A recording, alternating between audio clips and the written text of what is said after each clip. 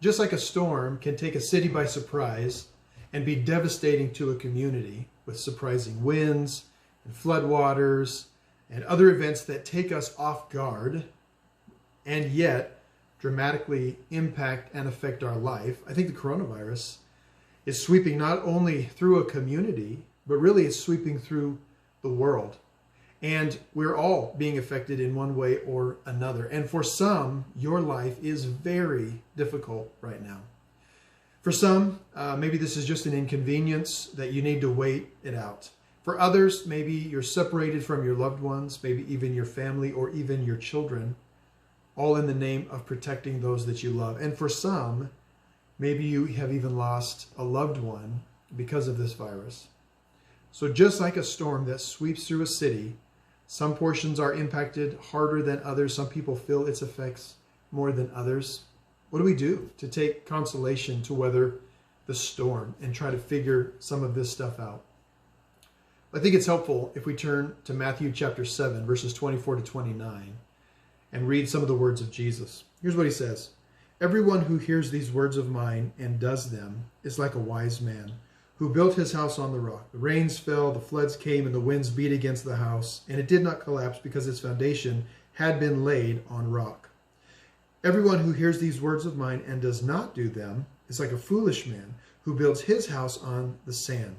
The rain fell, the flood came, the winds beat against that house, and it collapsed.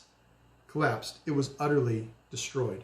Man, I think the emphasis here is on the doing, not just the hearing.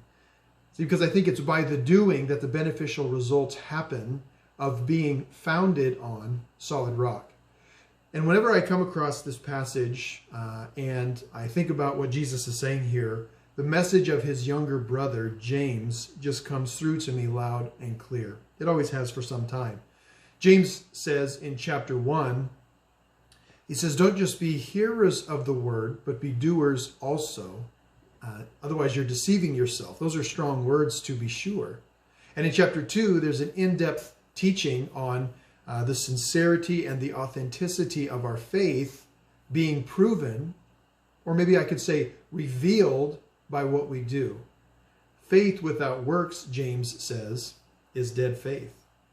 So Jesus here is saying, if you do these things that I am saying and teaching, now again, to be fair, we have to look at the context. So when Jesus says, these people who listen to and do these things that I'm saying, we certainly have to take into consideration, this comes at the very end of the Sermon on the Mount. This is the last thing he says before Matthew tells us that he moves on to another place.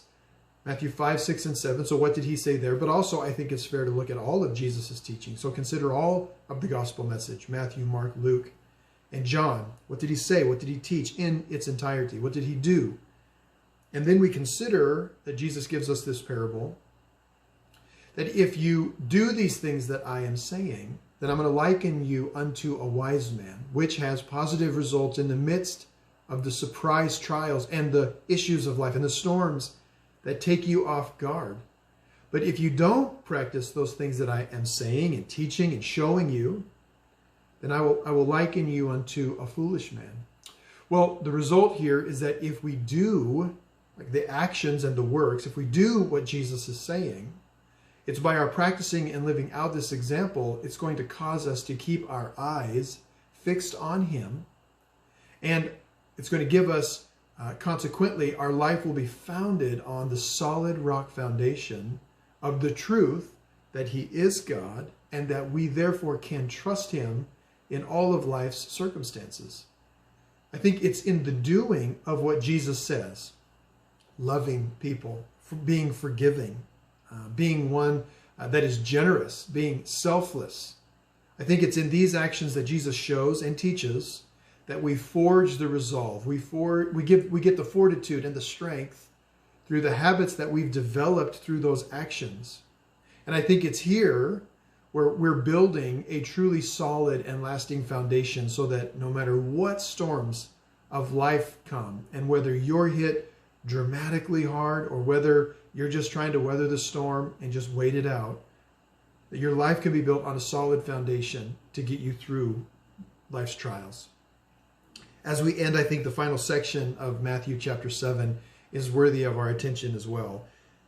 we read, when Jesus had finished saying these things, now again, this is going to be all of the Sermon on the Mount, Matthew 5, 6, and 7.